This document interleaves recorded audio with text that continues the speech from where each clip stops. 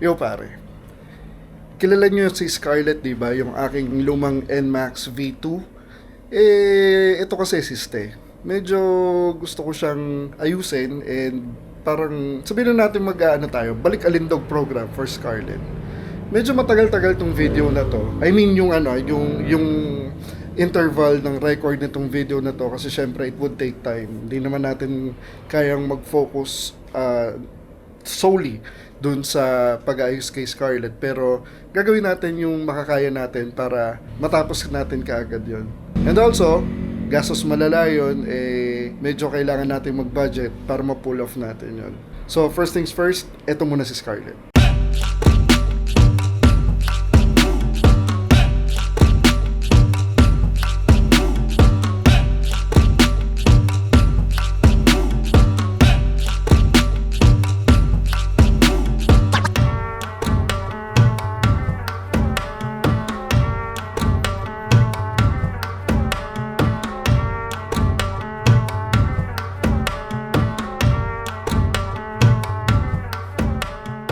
Ito na nga, tinanggal muna natin yung X3 na bracket kasi ang plano ko, ibabalik ko muna siya sa stock.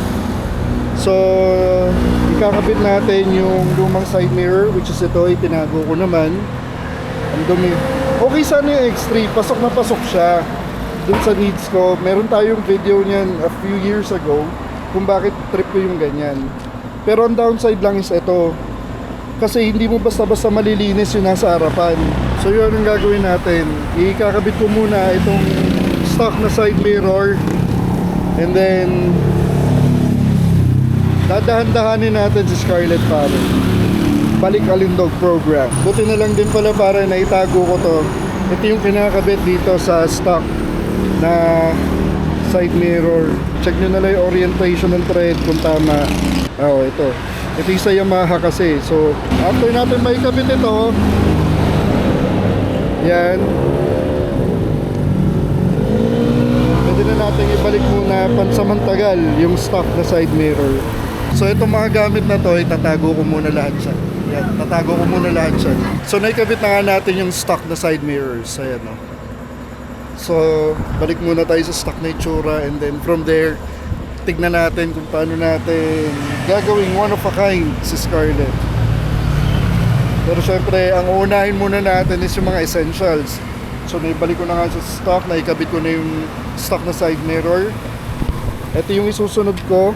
Gahanap akong seat cover pare, kasi napusa si Scarlett. At ayan, dahan-dahan lumalaki na siya. Kailangan habulin bago magtagulan, dahil syempre papasukan ng tubig yung pare. Papacheck natin yung panggilid.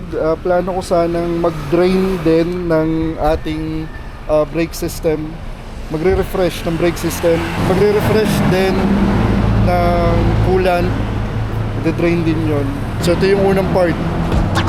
At dahil inalis na natin ang X3 bracket, bumili ako ng cellphone holder from Motowolf na clamp type at camera mount na clamp type din from Telesin. Sakto lang din sila sa needs ko kasi ilalagay ko lang sila kung kailan ko kailangan gamitin.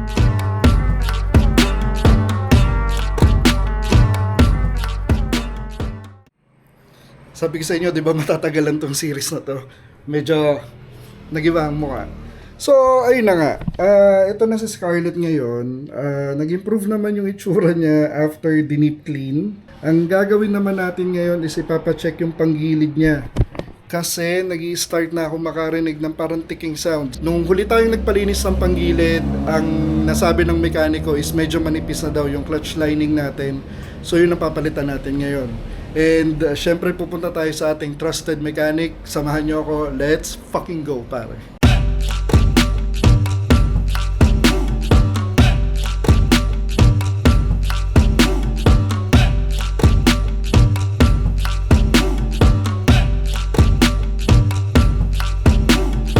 Dito ako pumunta sa Speedcraft sa Peñaranda para ipacheck ang ating panggilid.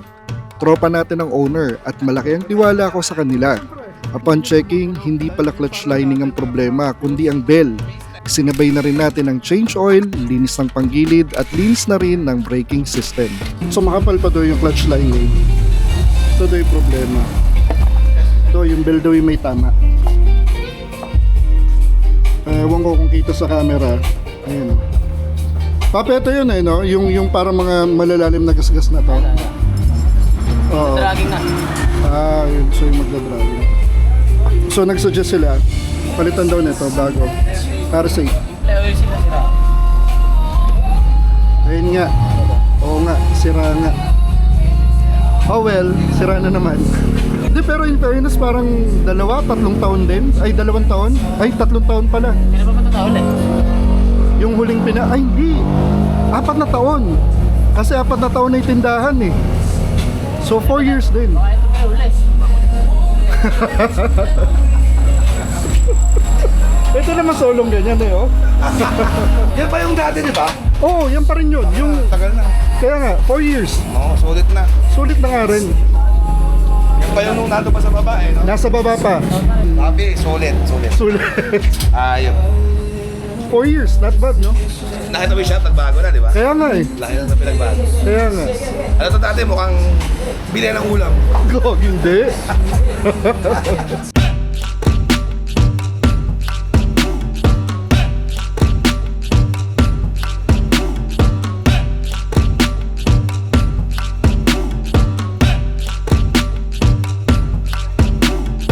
Magkakaalaman na kung magkano ang babayaran. 4,130. Ayun mga pre, 4,130 yung total damage natin para sa pagpapaganda, pag-check kay Scarlett pare. Saka nakakita, ikaw na nagpagawa, ikaw papapainumin pare. Papi, uuwing lasing! Ba't naman gano'n?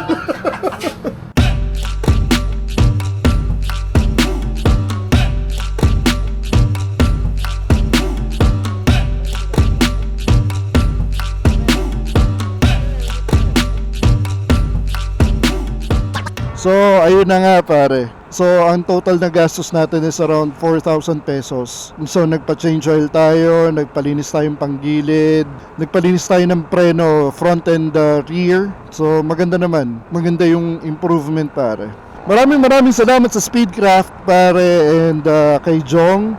Kung nasa Nueva Ecija area kayo and you're into making your small displacement motorcycles fast, pare, consider nyo sila pare.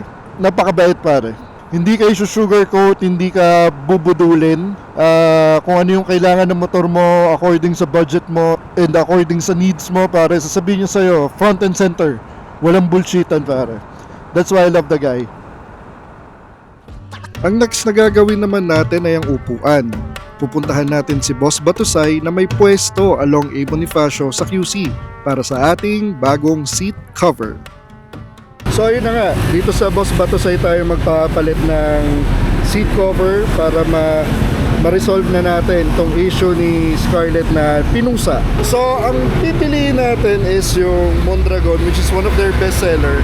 Ang kagandahan kasi doon sa Mondragon is may texture siya and kumbaga kakapit talaga yung pag nakaupo ka. May option naman na ibalot na lang. The cost is 1,650 din kasi including the labor.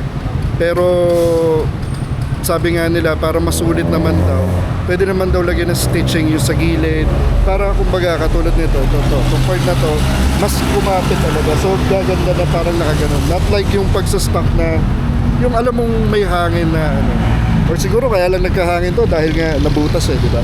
Dito kay Boss Batusay, madaming options ng tela, tabas at build ng upuan. Kahit camelback style, kayang-kaya nila. Nataon lang din na ako kaagad ang naisalang para magawa ang upuan.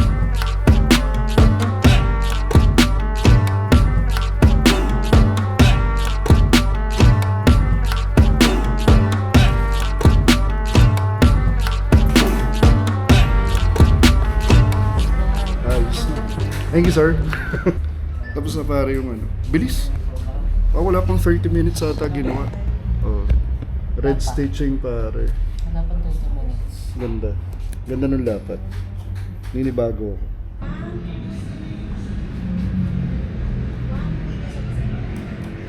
Thank you. Ma'am, maraming salamat po. So ikakabit na lang ni Kuya yung ano, upuan. Diba, naninibago ako. Sir, salamat po. Maraming salamat po. Thank you. Thank you. May ano pa, may Philippine flag pa. O, diba? Proudly Philippine made, pare. Support fucking local, pare. So, ayun nga, after nung upuan, pare, bibirahin naman natin is itong handle grip ng ating motor kasi nga, nagtututong na at saka wala ng dikit. And ang napili ko, pare, is the RCB Nagamaki. Bakit ko nagustuhan? Wala, kasi mukha siyang samurai. Mukhang hawakan ng katana. Tapos, maganda yung review, makakapit daw. Pero, as we all know, once na nagpalit ka ng stock na handle grip, pretty much disposable naman yung mga pinapalit nito. So, kabit na natin, pare. So, syempre, para matanggal natin itong handle grip, pare, kailangan natin ng flat na screwdriver, ng cutter, kasi hindi naman natin na i-save ito.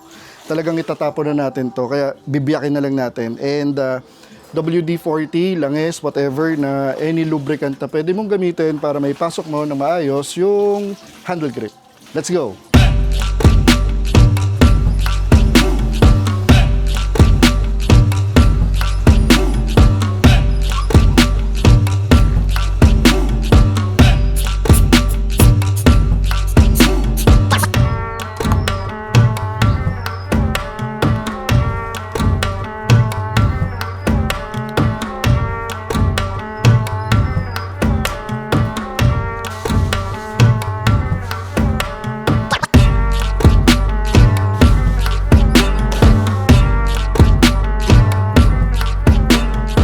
Thank you, Nana.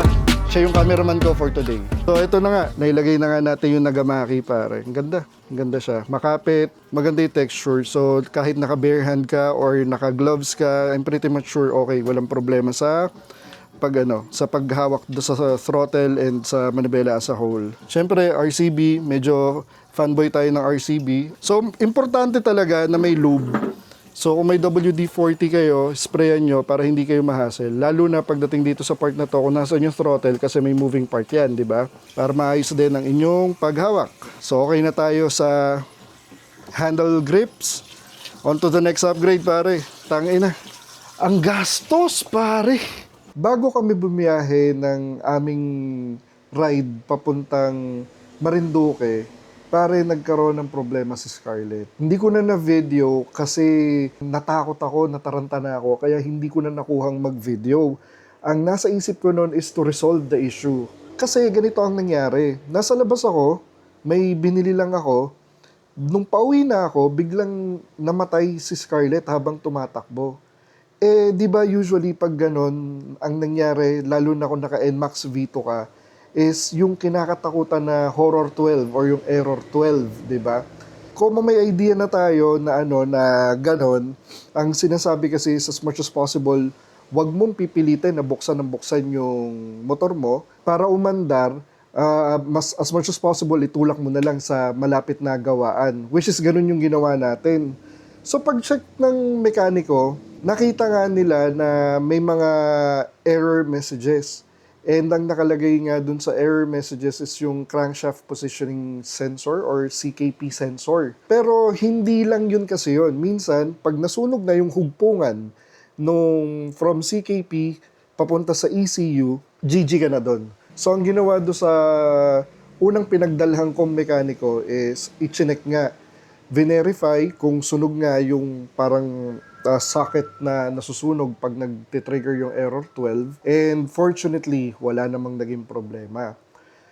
And then chinek din nila yung sa ECU part kung halimbawa may nasunog ba doon, kung okay pa rin ba yung connectivity, and awa ng Diyos, okay naman. Ang problema doon sa shop na yon, wala silang mapoprovide sa akin na CKP sensor kahit yung mga replacement na CKP sensor. Luckily, medyo malapit tayo sa 10th Avenue sa Caloocan. Nagbakasakali ako. Awa naman ng Diyos, may nakita tayong naggagawa. Chinek nila, CKP sensor lang ang problema. So may na-provide naman silang CKP sensor, pero sabi nila, original Yamaha daw. Pero kung babiyahin na nga kasi kami ng kinagabihan nun, bali madaling araw. So sige, sabi ko, lagay nyo na yan. So ang nangyari, binaklas nga nila yung sa may magneto area, na-verify nila na madumi na nga yung part ng magneto na yon. Tinanong ako, kasi usually ang nagtitrigger daw ng mga ganong problema is kung mahina ba yung battery and then pinipilit ko pa rin gamitin. Hindi. Kasi kakabili ko lang ng Yuasa na battery 2 months before ng biyahe namin. Kaya confident ako na bago at may karga yung battery. Yung sinasabi ko sa unang part ng video na mag-refresh ng tubig ng ating radiator o nagawa yun kasi syempre binaklas nga yun sa may magneto part, so obligadong tanggalin talaga yung radiator para ma-fix yun. So na-drain talaga totally yung coolant natin. Yung pinaka-bell ng magneto, pininturahan na rin ng anti-heat na pintura, kumbaga para safety na rin in the future, para hindi mag-corrode, iwas sa pangangalawang. That's it. Naibiyahe naman namin, nairaos. Wala naman akong na-experience na aberya during our long ride papuntang Marinduque. Kaya nagpapasalamat ako sa ating mga skilled na mga mekaniko kahit saang lugar. And nagpapasalamat din ako sa taas kasi at least before kami bumiyahe, pinakita niya kaagad yon na, ops, ayusin mo na muna yan para safe ang biyahe nyo. Dito na lang muna natin siguro tatapusin ang ating video and check natin kung ano pang mga updates or upgrades ang gagawin natin kay Scarlett. Like what I've said, hindi naman kasi yan yung parang mapagtutuunan natin ng full attention kasi medyo busy din tayo. And again, maraming salamat sa panonood and huwag kalimutang mag-like, share, subscribe sa lahat ng ating social media platforms kasi it helps me a lot para makagawa ng mga ganitong klaseng videos. Kung may silbi man sa inyo, salamat. Kung wala, ayos lang. And as usual, stay safe guys.